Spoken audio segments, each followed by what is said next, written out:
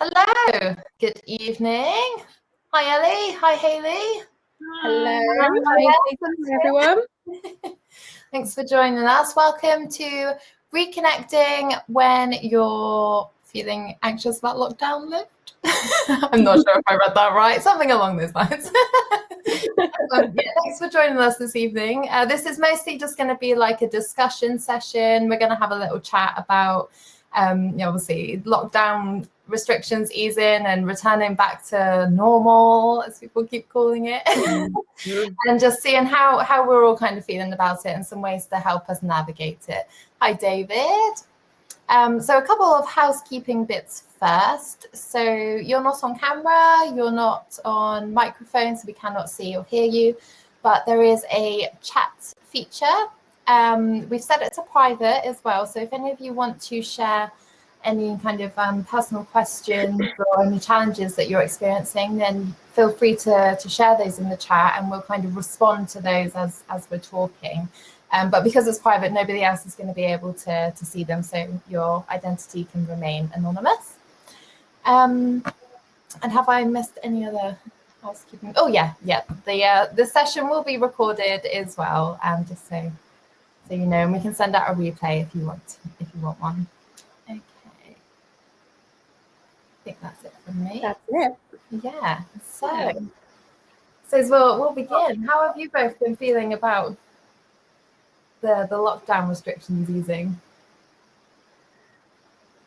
It would be really nice actually if everyone could type in the chat and let us know how you feel about lockdown restrictions easing. Ellie? I would say, I think it's definitely kind of mixed feelings. I'm not looking forward to things being busier again. And that pressure to socialize especially is kind of coming back. And sort of, it's quite daunting, I think, a lot of the time. Kind of got very comfortable in this little, I don't actually have to leave my house. So I think that can be quite worrying. But yeah, it should be interesting to see. Yeah, I have very much been in my comfort zone and not doing a lot of not doing a lot of Zoom catch up with friends or anything, just the day-to-day work stuff, and then the occasional message to people. But actually I felt quite disconnected from a lot of my friends, and I've been focused quite a lot on work instead of those connections, because we've been really busy. So Yeah. So I actually had my first coaching session with someone on Monday this week, and I was so nervous about going. I actually, my first thought was like, oh, don't do it. And then I was like, no, I really have to stretch my comfort zone and go out and do this. I have to do it at some point. So I'm going to do it on my terms rather than wait until it's expected of me. Yeah, I think that's such a great approach, isn't it, to start taking, is like do it in the way that feels most comfortable for you. You mentioned something there, Ellie, just a minute ago about like a pressure, like feeling that pressure to socialize, and that was the bit that I felt most afraid of. Like when Boris Johnson first like announced like his plan for like all those restrictions easing, my first thought was like, oh my god, I'm gonna be so pressured into like having to socialize and it's all gonna happen so quickly. And it was that fear for me of maybe not being able to say no to people or and be able to spread it out and do it kind of slowly and gradually and in my own time and in the way that I want to. And I feel like that's been probably like the biggest thing that I've been kind of focusing on, is like, okay, it's okay to say not just yet to someone.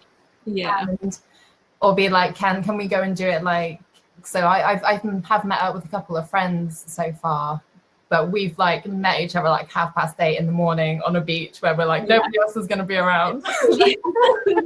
let's really like do it nice and slowly, kind of in that way. And I think that's been like the most easiest way for me to start approaching this. Absolutely. I like the idea of we tend to only go out before 10 in the morning because it's nice and quiet. So it's like, being able to meet people then is ideal. But I think, like you said, it's also when you haven't seen people for so long, I think it's that kind of like everyone expects you to want to see them. And you feel kind of like, I do want to see you, I just don't want to go outside.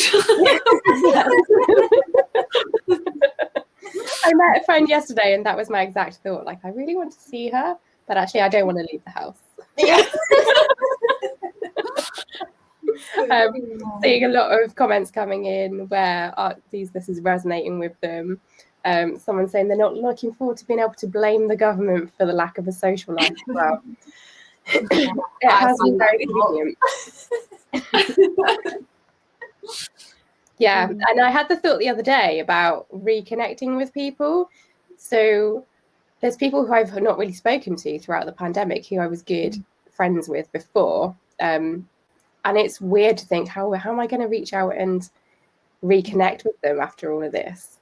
Yeah, I think it's hard as well when you think about like conversation topics that you can start making with them, because you're like, well, no one's done anything over the last year, but a lot of people have changed their way of living and their outlook on stuff, and it's like, oh, this is a really like tricky kind of cross point to try and communicate.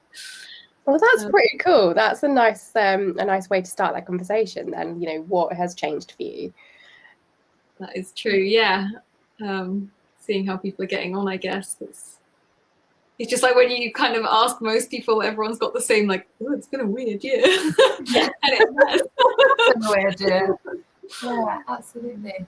And the same thing kind of happens with me as well, Hayley, where I had I think especially this lockdown that happened at the start of the year seemed to have been like, I think, my most disconnected one. And it wasn't until maybe like the start of this month that I realized that I hadn't spoken to about 3 of like my really close friends for nearly 2 months, like 2 or 3 months. And all of a sudden, like I sent out a few messages, but I also received a couple of messages as well where we all just like, I'm so sorry that we haven't spoken to each other. But it took a lot just to even be able to make that initial contact and be like, I'm, you know, sorry, I've been so quiet. Like, I've been in my own little bubble and in my own little comfort zone, and I've just been, you know, just in my own little world. And actually, I am feeling quite disconnected, and it would be nice to see you, but, you know, can we take it slowly and things like that. And what I think has been quite nice actually is that before I've seen any of my friends, we've all actually had that kind of conversation over messages around how we're all feeling quite anxious and feeling like our social skills are not really there, and it's like I don't know how to speak to people anymore, and and I think it was quite nice to actually be able to have those open conversations first and kind of remove that expectation of like it's going to be so smooth and so easy, and actually just acknowledge that this is probably going to be really awkward for both of us. Yeah, definitely. And that's the real misconception as well, that our social skills will have gone. Our social skills were developed when we were children. They're still there. They might be, you know, deep down right now, but they are there. You haven't lost anything. And there's a few comments there saying about how people have been getting outside, but it's now ramping up, and more people are getting in touch and wanting to meet up and do different things and go into, you know, more busier places, like going to the pub. And there's some awkwardness around saying no. And I have felt that myself as well about, you know, there's people around who aren't wearing masks and things. And I'm like, well, do I wear a mask or do I go with the crowd? And like, you know, but I've seen you, Stacey, set some really strong boundaries around what you're prepared to do and not prepared to do, even though you felt awkward doing it. You've done really well. Which ones are you referring to? I can find it a bit hard to recognize what boundaries I'm setting. So the conversation that I'm referring to is when you were asked about meeting up with me and another person, and you put some really strong boundaries in place around, you know, how far you were prepared to travel, whether you were going to take public transport or not. Yeah. So yeah, to me, I think it's looking at actually what do you feel comfortable and safe doing at the moment. You know, public transport is a big no for me right now, just because it's, you know, close quarters and lots of people. And again, like, there are people who aren't, you know, who aren't wearing masks and carry a big stick. That's a little comment that just came from and yeah, I think it is looking at like what you do feel comfortable with. And it was very like awkward. Like, I felt quite anxious actually about saying no because, you know, I don't feel very like it doesn't always feel comfortable for me to say no to people or to set those boundaries. But because it also felt important for me to I suppose respect that part of me that didn't want to like intentionally put myself into a position that I knew I wasn't ready for yet. It was better for me to put myself into an anxious situation of saying no, even though it came out all fumbly and probably a bit like, no. Actually, it was pretty coherent, Stacey. Okay. Okay, it felt like it was like, oh. It's definitely how it felt inside. And know that actually I've been able to respect myself in that way. Yeah, I think it's a really good chance to take a look at those boundaries that need to be in place for us to feel safe. So we are really in that self-protective mode, and it's gonna take a while to come out, you know, like a flower opening up. We need to take it slow and give ourselves that space and time. And we're not alone when we're feeling anxious about reconnecting with people and re-emerging from our houses and lockdown. And you know, the world seems to be, I look around and I think the world has kind of moved on from the pandemic. Like, a lot of it seems to have forgotten that anything has happened at all. And I feel very anxious about that. I worry that other people aren't taking it as seriously as it is. And therefore that I feel like I'm not safe at times. But the reality is that 1 in 3 people are feeling anxious about socializing again. Huge number. The cat's just walking Hi, across. Bug. Now is the time to play with a toy and jump on my lap. Yeah, so I think we've had these long periods of isolation, and this naturally increases any social anxiety that we feel. And even those people who are, you know, naturally very extroverted and comfortable talking with people are feeling quite socially anxious. And there's a term for it. I think people are calling it cave syndrome, when we've been locked up for so long, and now we're, you know, expected to re-emerge. Yeah, I quite like that. Describes it quite nicely. It's like, yeah, I've had that before. That's interesting. But yeah, just like you said, Hayley, like one of the friends that I spoke to about this, she's quite comfortable with herself. I think she, you know, describes herself actually as feeling quite confident. She'll easily speak to anyone, which often terrifies me when I'm out with her. But like a conversation that I had with her, she was also like, I feel like I've got no social skills. Like, I feel really uncomfortable now about going out and seeing people again. And, you know, I had some plans with her, and she was like, I was just gonna go sit in her garden, which is quite big. She was like, I'm going to put on a barbecue so that there's something to kind of center the socializing around. So if it's really awkward, we can all just focus on the barbecue. And, you know, and I thought, okay, well, it's not just those of us who perhaps always like, or quite often feel anxious in social situations. This is actually kind of more wider spread as well, and everyone's kind of feeling this effect and the impact of not having been around many people for like a whole year. I mean, that's a huge amount of time, isn't it? A whole year. Yeah. And we feel comfortable with what we're familiar with. And this is familiar now, this lockdown life. This is this is life now. So coming out from this, it isn't going to look like it did pre-pandemic. It's going to be, it's an unknown. So we're facing uncertainty as well. And of course, that is going to increase those anxious feelings. And for us that are avoiders, we're going to want to go into avoiding mode. Absolutely. I think the other thing to acknowledge is that, you know, as we're coming out of this cave and we're walking out into the light and we've got all of this stimulation around us, we're going to be overstimulated because our senses have to get used to taking on board all of the data that we're going to be collecting again. You know, we've missed so much connecting with people just via video call or text message. Or even going out for a walk and there not being many people around you. Yeah, it's really going to take a little while for our bodies to get used to processing more information again.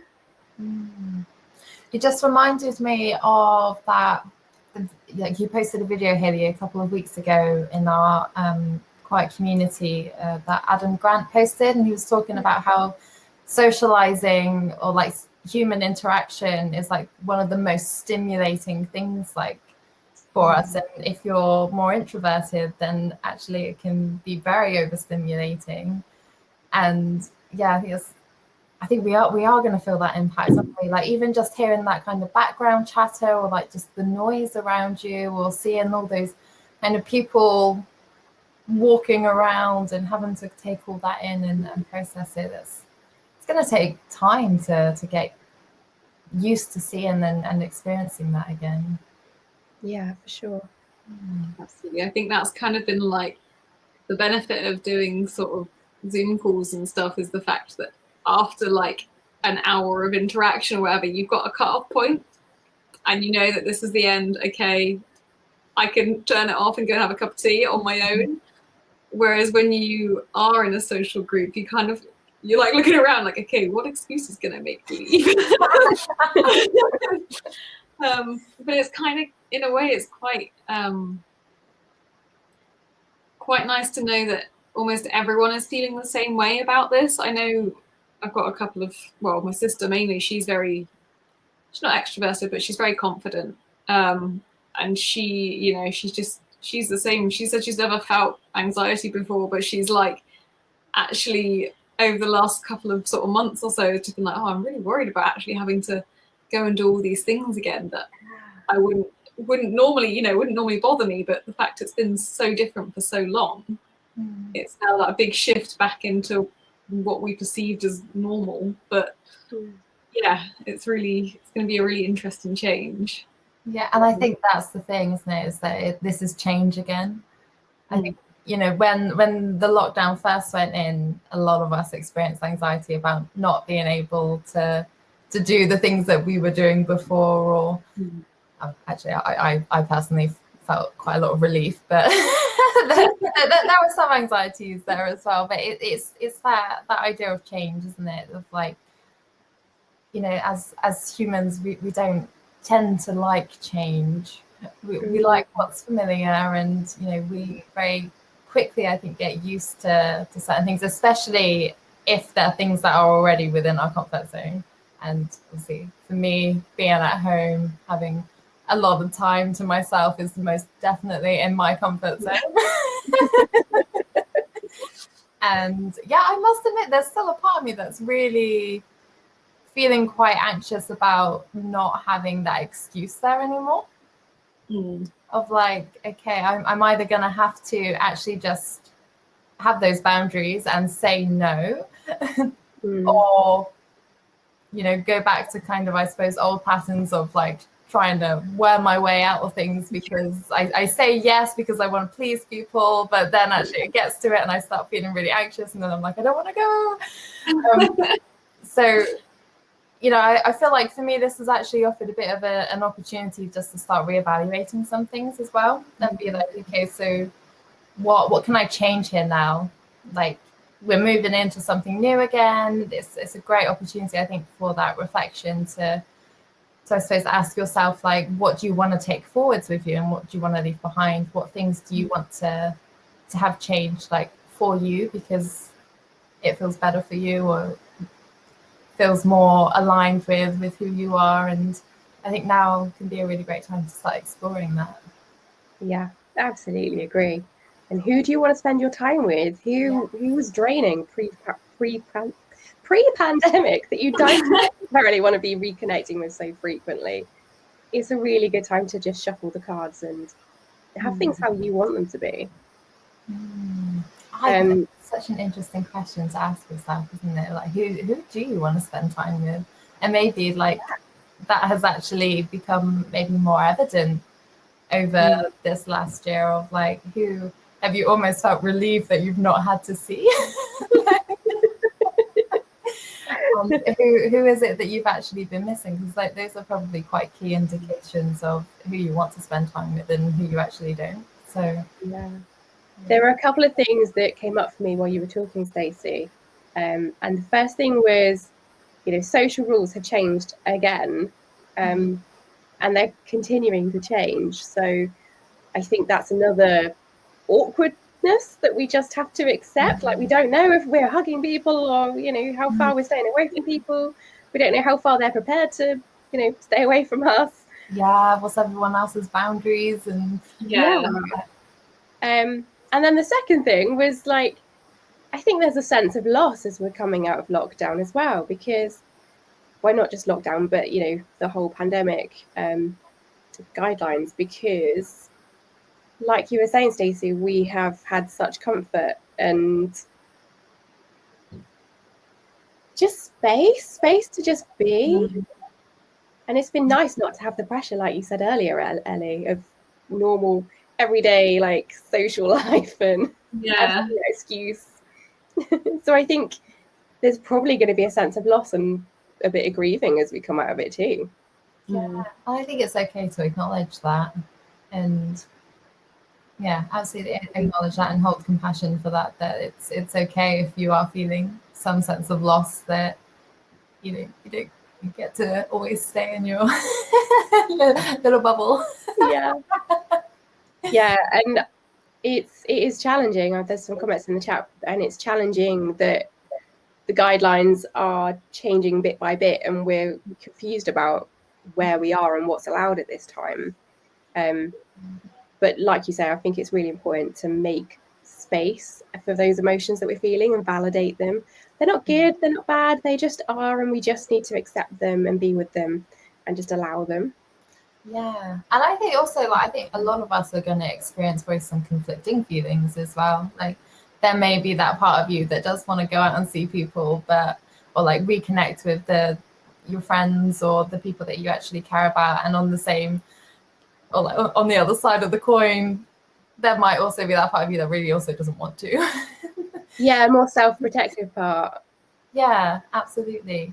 Like, I'm thinking like one of the friends that I saw, when she saw me, like she went in to try and hug me, and I felt myself just instantly go back like this, and I'm like, you're not allowed to do that. And I felt terrible afterwards, because it was almost like, oh, I've just like, I suppose part of me felt like I just rejected her, but at the same time it was like safety precautions right now. Like, we're not supposed to be getting that close to one another, and I don't know where you've been or who you've seen, and I don't want to spread it to other people and all these things. And those social guidelines and rules, Hayley, that you said about, like, we don't really there's no rules of how to socialize that are unfamiliar to us. Like, there's never really been that moment in time where it's not been okay to hug someone. And we're kind of in that space now of like, no, I don't want to hug you, but I do want to hug you. Or, it's strange. It's very strange, and it's quite conflicting, and there's a think a lot of emotions and things going on.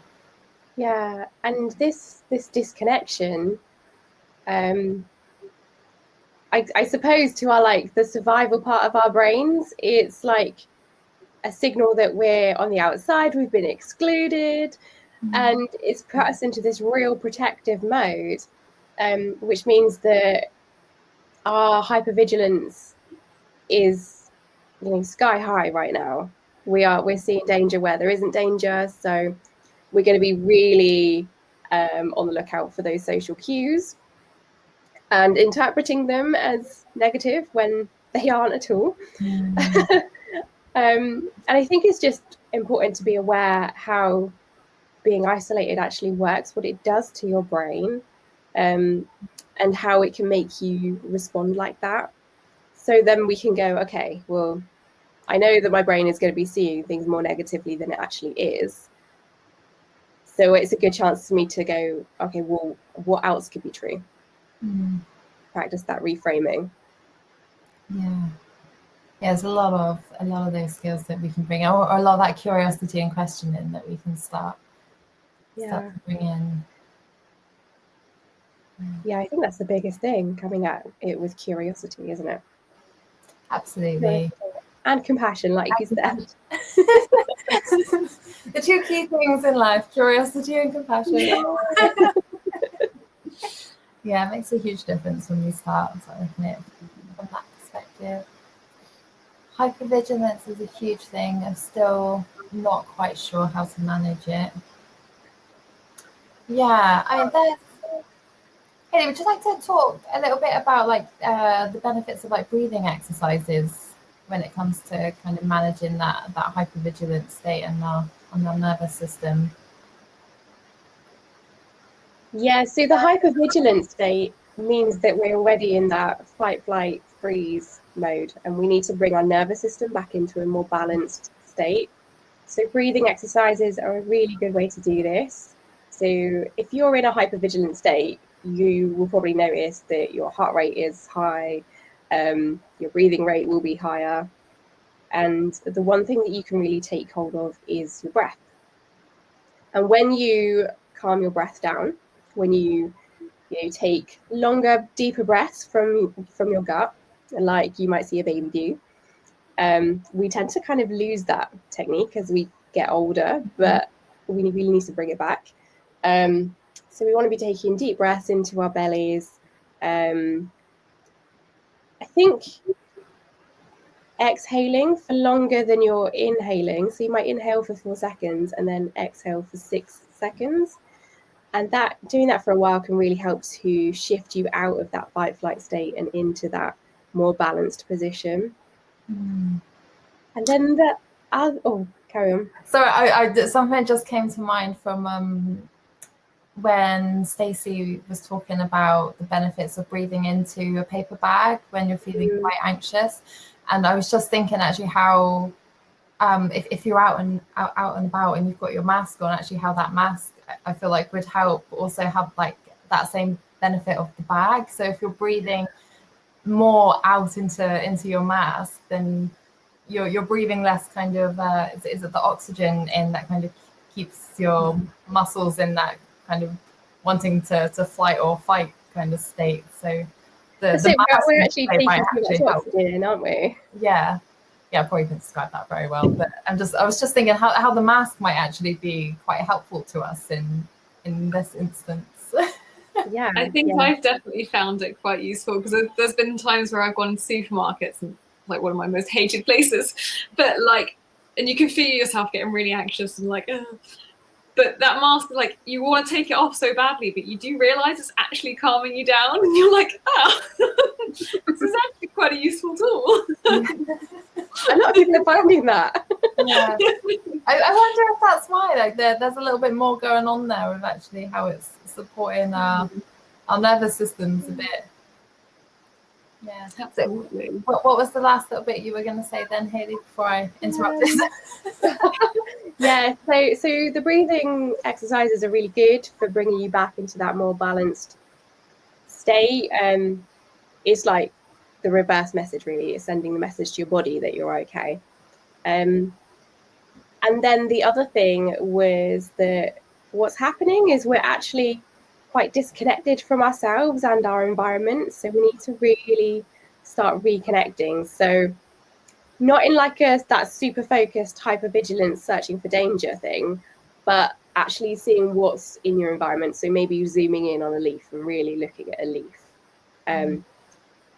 Getting back in touch with all of your senses. Maybe, the breathing exercises is great. Stacey, you really like the touch exercises, don't you? Yeah, which again you can do quite discreetly, just like your little fingers. And yeah, just something to help. It's just, remember the tapping exercise that Stacey was Stephanie was sharing with us? Yeah, so tapping. Really havening is another thing that I've been shown to do. And again, it's just getting in touch with that sense of touch. Yeah. And really noticing what you're feeling on your hands. Yeah. Bringing you back into that present moment. So yeah, it's practices that bring you back into the present moment. You're welcome. Yeah. And yeah, those things are things that we can do, when we're outside, and actually you can do them quite discreetly without people really noticing what you're doing. Like if you're just kind of looking around, maybe it's just paying attention to the shape of a cloud or how blue the sky is, with just, if you've got a ring, just playing with the ring and just noticing actually how that feels on your fingers. Like there's find something that works for you and that feels comfortable, that you can do it and feel like it's there to kind of anchor and support you. Yeah, it's grounding.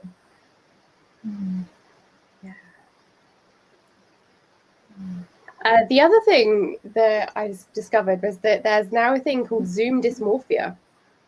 So apparently, because we've all been staring at ourselves on the screen, we all, well, not all of us, but some of us can become intently focused on the way that we look. And because it's not an accurate portrayal, I mean, right here, we're backwards, aren't we? And it's quite weird, very jarring. Yeah. We look weird to ourselves because it's not normal. But it's not what we see when we look in the mirror, for example. So a lot of people are now much more uncomfortable with the way that they look. And I don't know about anyone else, but I have put on quite a bit of weight through lockdown as well. So yeah, that was actually one of my things that I was feeling quite worried about, was knowing that I was going to see people who hadn't seen me for a long time, and I was thinking it's going to be even more obvious, and that there was just that fear there of I was going to be judged for, perhaps I look a little bit older, or they're going to be like, oh, you've put on some weight, and all those things that we start to feel a little bit insecure about. That was a big thing actually that was coming up for me, that I was just I really don't want people to see me because of those insecurities. But again, I spoke to a couple of my friends about it, and they were also still feeling the same way. Right, Hayley has just disappeared. Oh, I am here. You are? Oh, okay. Yeah, my internet just cut out for a minute. Okay. She will return. We were prepared for this. That's what happens when things are live. It's that time of the night. Yeah. Yeah. I think a lot of us, the majority of us, are feeling that way.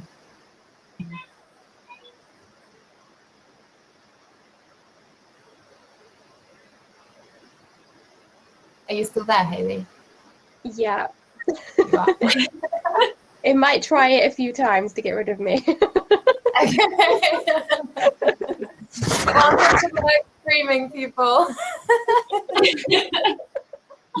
Oh. Do you return to? Oh, sorry, Hayley. What were you going to say? Carry on. I was going to say to Ellie, because you returned to university last week, didn't you? And actually, in person, how was that for you? Yeah, it was so daunting to begin with, because they kept saying oh, you need to be there an extra 2 hours to get everyone tested beforehand and stuff. And I know I'm lucky the campus I'm on, there's only about 100 of us in total at the whole university. So I know it's quite small, but I was expecting everyone to be there. So the thought of like going from like no one to 100 people was terrifying. But I got there and the whole campus was completely empty. And I was like, it's the wrong day. And then eventually like 4 other people turned up and that was it. So it was kind of like this, I'd really worked it up in my head. And then I've been like, okay, actually, I think because of a lot of people sort of still not feeling safe and also obviously restrictions, a lot of these things, I think we are probably maybe overthinking them. I'm feeling that they're going to be a lot bigger than they are. So yeah, it was such a relief that there was only like 5 of us. I think that's again, a really interesting point that you just brought up, Ellie, of like how not everything always matches what we think it is, or like we might be expecting something to be a lot more busier or perhaps more overwhelming than what it potentially is, and sometimes it's not. It comes back again to actually us making assumptions and having expectations for things. Yeah, it really does. I think it's that we kind of build it up a little bit. I think what was also weird going back, I'd only met the people because I started in September, so I'd only met them like maybe 5 times. So again, you got that extra pressure, like, oh, what do I say? But again, I think because everyone was in a similar position, it was all like, so. Yeah, so I think the other thing I would say, I think because it's a nature-based course, so everything was outside, and I think just being outside and meeting with people in a natural environment really helps. Obviously calms you down anyway, but it gives you so much to sort of zoom in on, focus on, away from your sort of anxious feelings.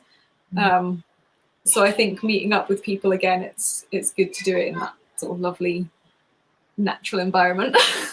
Absolutely. And obviously, I mean, that's the safest thing for us to do right now anyway, isn't it? Is meeting outside. Do you want to share a little bit more, Ellie, on that, on the benefits of being out in nature and how that helps us to like calm those anxieties, and actually the impact and effect it might have with us as we actually ease back into socializing, and how we can work with that at this moment? Yeah, definitely. You come back. So I think we all kind of naturally know the benefits of nature. Just sort of being outside, it can really calm your nervous system down, and in turn also help to increase sort of the happy hormones in our bodies as well, which has a good effect on us. So it's really useful to be able to sort of go and connect with these natural places. I think I mentioned it last week, but if you weren't in the thing last week, it was really interesting that in Sweden during lockdown, they opened up like parts of the forest so people could go and hug trees as like a way of connecting, to kind of get that interaction again. So I think that's like a really cool thing that we could go and do, either on our own or when we're with friends, so you can kind of almost get that like intimate interaction again, but without the physical awkward touching. The same effect, doesn't it? Yeah, exactly. And I think trees especially have got sort of so many magical powers. So it's a really, really great thing. And I think during lockdown as well, we've all had that opportunity, hopefully, to be able to start connecting with nature again. And I think that's really going to stay with us as we ease out of lockdown, and hopefully become part of our everyday lives as well. I think everyone's realised the sort of importance of it and the benefits that it's been giving us. Absolutely. Yeah. I do love that idea of 2 people equal, like hugging a tree, as if like you're kind of hugging like each other. That seems quite nice. Idea. Kind of set your boundaries that way as well, and be like, right, I'm not hugging you, I'm going to hug the tree. Pretend it's you. Yeah. One of the things that I started doing just before I actually met anybody I knew in person again was just randomly starting to say hello or just smile or catch the eye of a stranger if I was walking past them. And that was kind of like putting my training wheels back on to be like another human being. Okay, just have the most like smallest amount of engagement just to slowly start getting used to and being familiar with like being around like other people again. And I found that that helped. It made it feel a little bit easier. You know, I started with just kind of acknowledging a person and then moved into a smile and then into a good morning. Yeah, this is where the comfort zone stretches come in, isn't it? We've got a workshop in a couple of weeks' time where we'll be diving into it more deeply. But, you know, should we just do like a summary now? Yeah. Yeah. Yeah. Oh, sorry. Yeah, I might have to do. Oh no, I meant we'll do the workshop in a couple of weeks. So Okay, I think we could just share like the basics in terms of like, you know, the comfort zone stretch is essentially about taking or like breaking down the task into like very small, actionable, bite-sized pieces. So it's do the most smallest thing that you can do first. And then once that starts feeling a little bit more comfortable, move on to the next thing. You know, it's essentially a way of doing something slowly and gradually that helps us not like step into absolute panic about something. Yeah. So if we take this situation, for example, like for me, you know, the panic zone would be going like meeting up with like 6 people at once and going to like a pub or something. Like I'd be like, that's too much, especially when there's lots of other people around as well. So, you know, like my really small steps was, you know, first of all, just smiling at strangers whilst having a walk. And then it was, you know, meeting one friend at the beach at 8:30 in the morning when I knew nobody else was going to be around. And even then, you know, that started with the conversation of like, do you feel ready to meet anyone in person yet? And actually having a discussion, I think, about those, like each of your comfort levels and what is it that you're comfortable to do. So take it slow. Permission to take it slow. I think that's the biggest thing that we need to remind ourselves is that actually we are allowed to say no. Yeah, definitely. Yeah. So, and I think carry on. I was just like our little comfort zone here, and then we've got our learning zone just slightly beyond it, and then we've got the panic zone.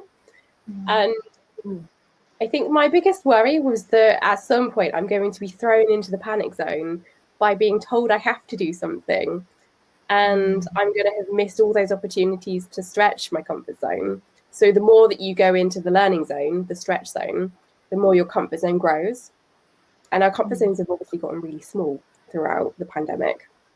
So we want to be stepping out of that into the learning zone, expanding the comfort zone.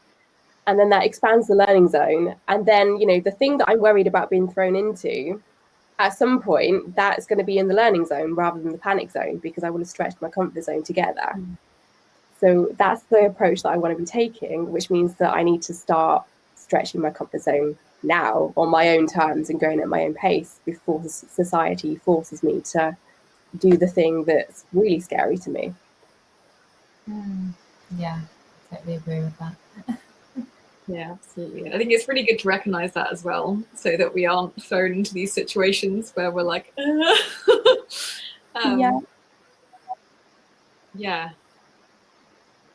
I think the avoider in me would like to just stay in the comfort zone and just stay at home until I really have to go out. But that's not going to help me in the long term.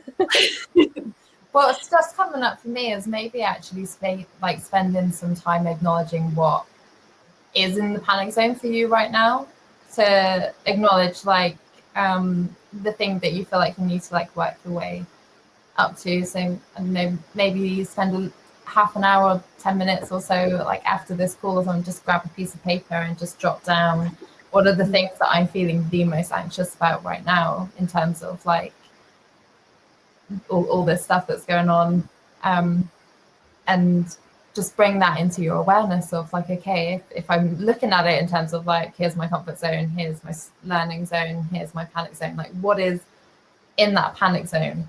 And then from there you can start to break that down into, okay, what are the small steps that I can start taking now before it reaches that point.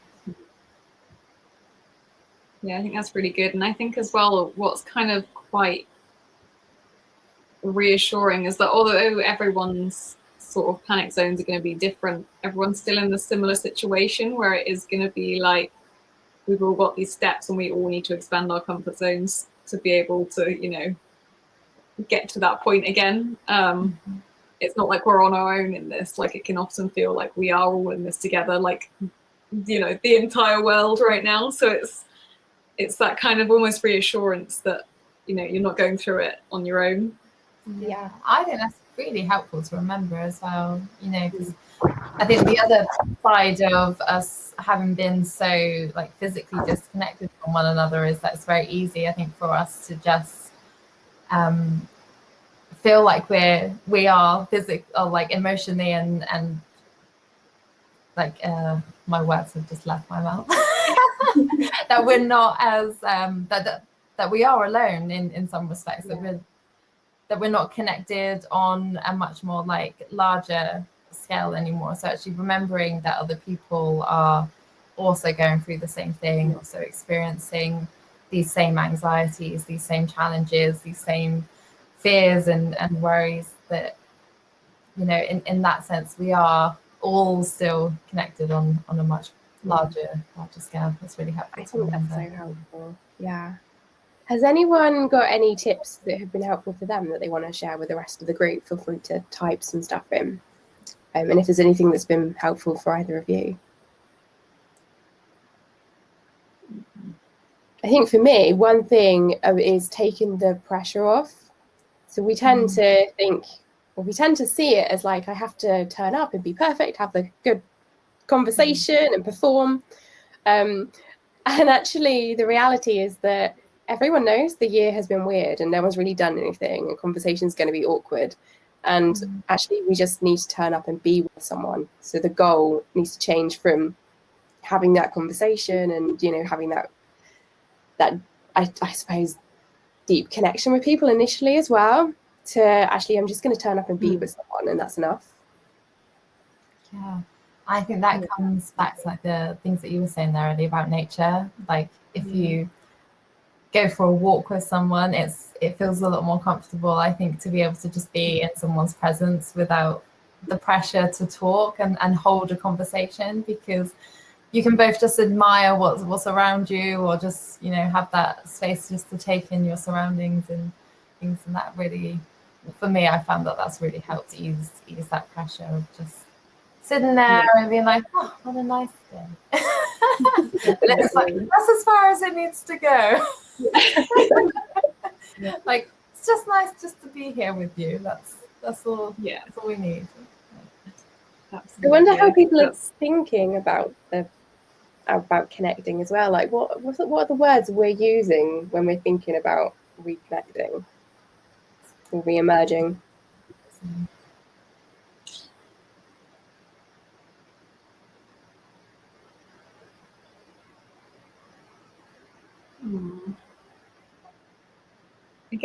I think for me it's almost rebuilding those bonds that feel like they could have, you know, been lost slightly. Yeah.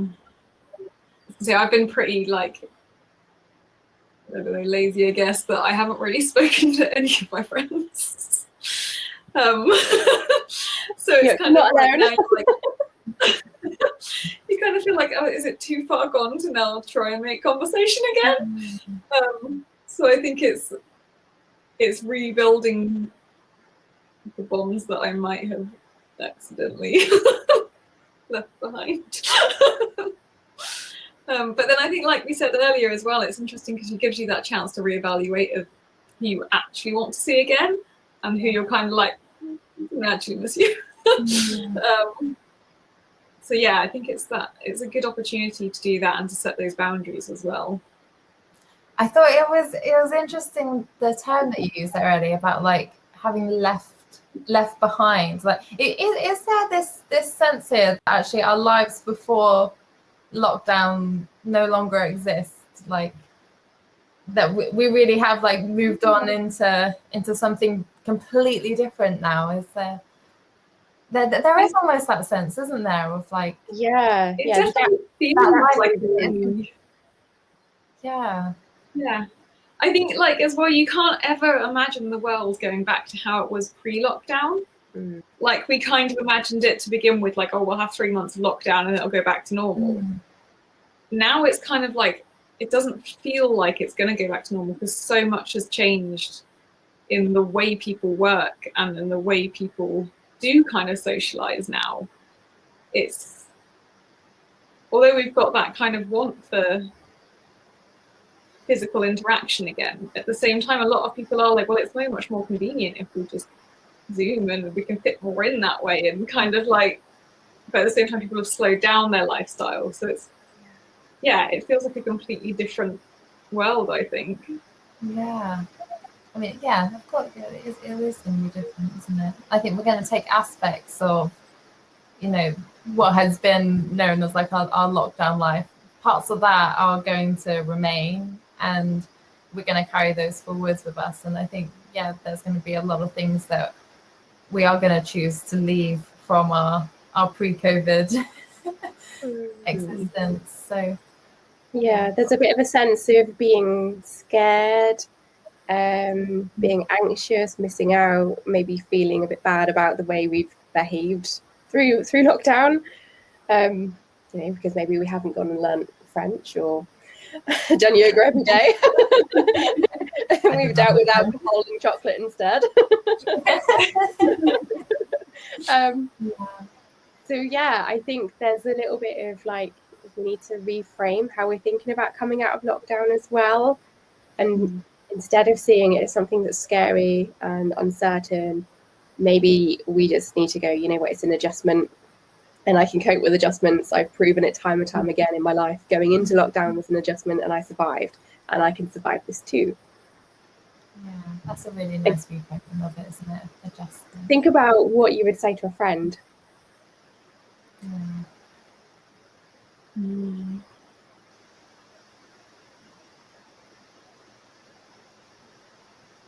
can see the cogs going and Stacey's head now. Well, I mean, I have had those conversations with my friends, you know. We're so much kinder to our friends.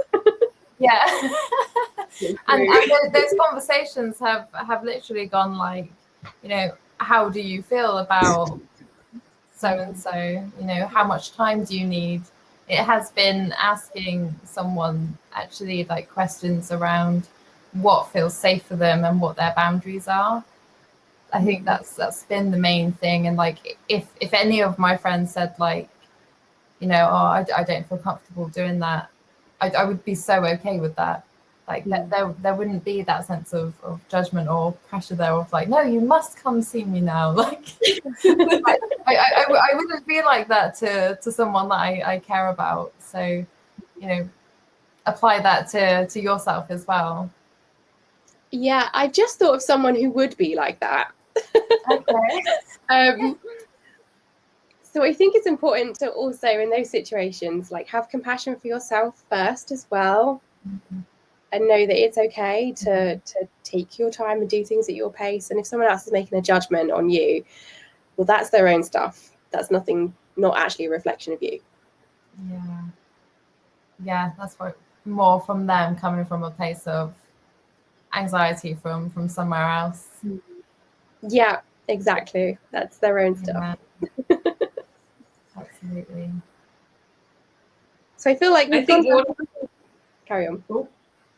So I think one of the other things that can be, I know for me it's something that I've always struggled with, is the feeling of guilt about the sort of people pleasing, and that kind of like, oh, I feel bad because I'm putting my own boundaries first kind of thing.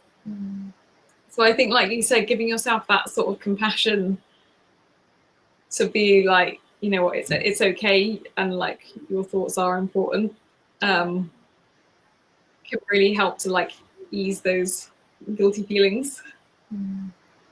Absolutely.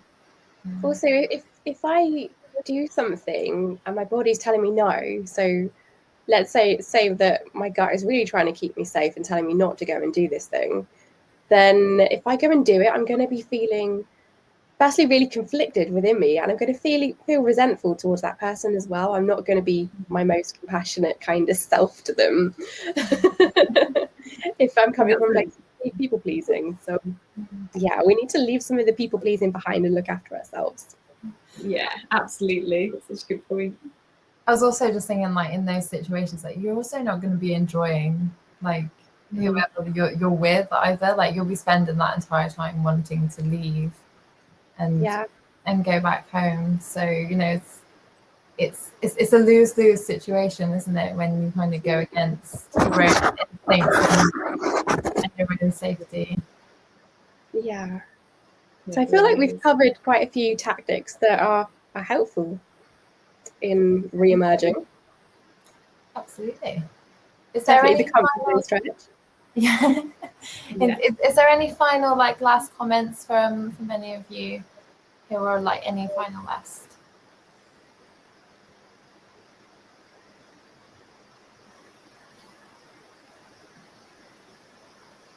I think it's really important to be creating the toolkit of techniques that help you to manage those anxious feelings. Whether that is reconnecting with your environment and nature, breathing techniques, practicing yoga on a regular basis, whatever it is, we need to kind of do something with that stress inside of us that we're all feeling. Yeah.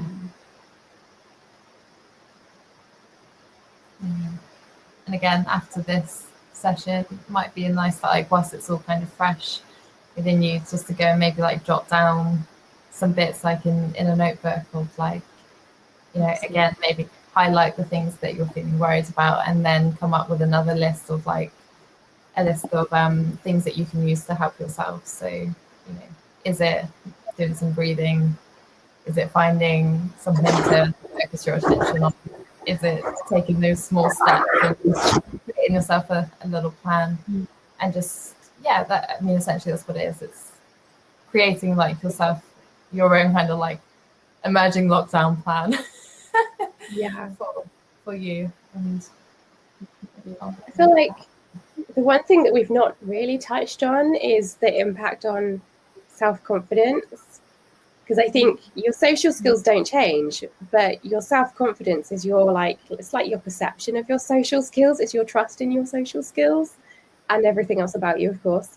But that's the thing that kind of deteriorates if we don't use it, and we've not been socializing and we've not had the feedback to boost our confidence. So when we start to doubt ourselves, actually it's not because, you know, it's not because we don't have the social skills, it's just because we don't have the confidence in our social skills. It's our self-assessment isn't accurate right now. Yeah, it's the way in which we're viewing ourselves, isn't it? Like, yeah, the trust of whether or not, you know, your social skills will come through or you'll be able to use them effectively. But again, I feel like that is the important aspect of looking at that in terms of like, it's a skill again, which means that, you know, you need to practice it and warm it up.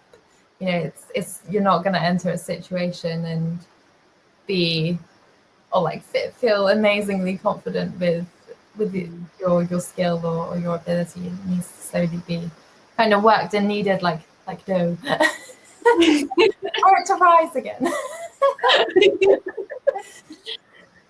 That's lovely, very poetic. Random metaphor.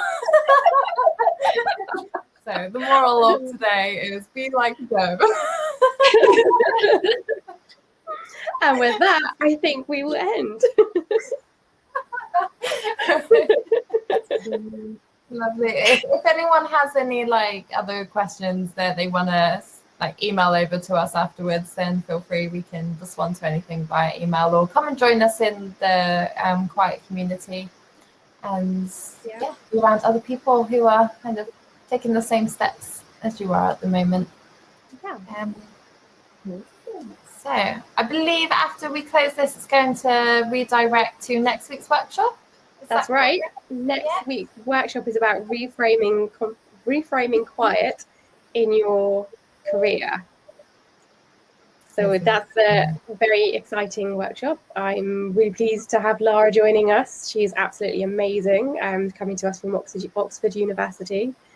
And it's proving to be a very exciting, popular workshop. I think it's going to be great, really helpful. Yeah, sounds wonderful. Okay. Right, well, thank you all so much for joining us this evening, and I hope you enjoy the rest of your Thursday night, and we will see you again soon. Mm-hmm. Bye. Bye.